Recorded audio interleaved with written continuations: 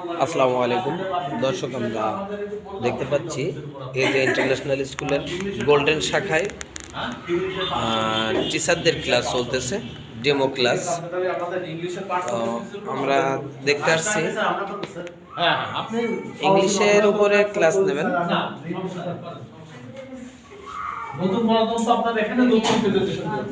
তো আমরা দেখতে পাচ্ছি এখন ডেমো ক্লাস হবে।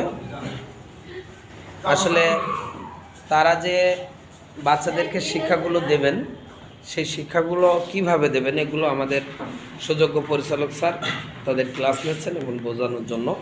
তো আমরা প্রথমে একজনকে দেখছি ডেমো ক্লাস নিচ্ছে। ডেমো ক্লাস পরিচয় দিয়ে আপনি শুরু ধন্যবাদ সবাইকে। আমি সজীব বিশ্বাস, আমি যশোর বিজ্ঞান ও প্রযুক্তি বিশ্ববিদ্যালয় থেকে বিবিএ ও এমবিএ কমপ্লিট করছি। আমার বর্তমান বাসা হচ্ছে চাকলাপাড়াতে। ওকে, আজকে আমি ইংলিশের পাঁচটা স্পিচ শেখাবো। ইংলিশের বেসিক যে গ্রামারটা সেটা হচ্ছে পাঁচটা স্পিচ। ইংলিশ শিখতে হলে প্রধানত টেন্স, পাঁচটা স্পিচ এবং ভোকাবুলারি, এই তিনটা বিষয় আমাদের মোস্ট জানাই লাগে। তার ভিতরে সব থেকে বেশি গুরুত্বপূর্ণ আমি মনে করি পাঁচটা স্পিচ। এই পাঁচটা স্পিচ আসলে জিনিসটা কি? পাঁচটা স্পিচ মূলত আমরা যে শব্দগুলো ইউজ করি, এই শব্দগুলোর প্রত্যেকটা ওয়ার্ডকে আমরা পাঁচটা স্পিচ বলতে পারি। এই পাঁচটা স্পিচ হলো 8 প্রকার। এটা হচ্ছে noun, pronoun, conjunction, adverb, preposition and interjection. এই পাঁচটা স্পিচ আমরা একটা নতুন সিস্টেমে শিখছি, সেটা হচ্ছে প্রথমে লিখি পাঁচটা স্পিচ।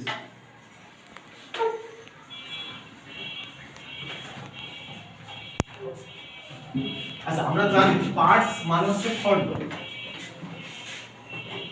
আর স্পিচ মানে বক্তব্য।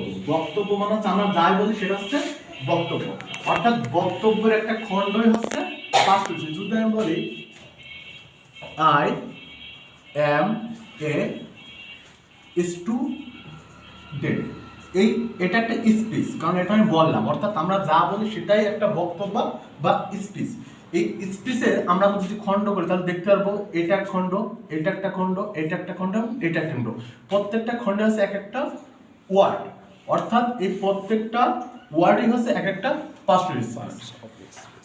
পাঁচটা স্পিচ মূলত আমরা যেটা প্রথমে জানছিলাম সেটা হচ্ছে নাউন। নাউন মানে হচ্ছে কোনো কিছুর নাম, অর্থাৎ পৃথিবীতে অনেক কিছুই আছে, এটা আমরা দাঁড়াই একটা ক্লাসরুম, মানুষ, প্রত্যেকটা জিনিসের একটা নাম আছে। আমি যেখানে যে হাতে যেটা আছে এটা হচ্ছে একটা মার্কার, এটাও একটা নাম।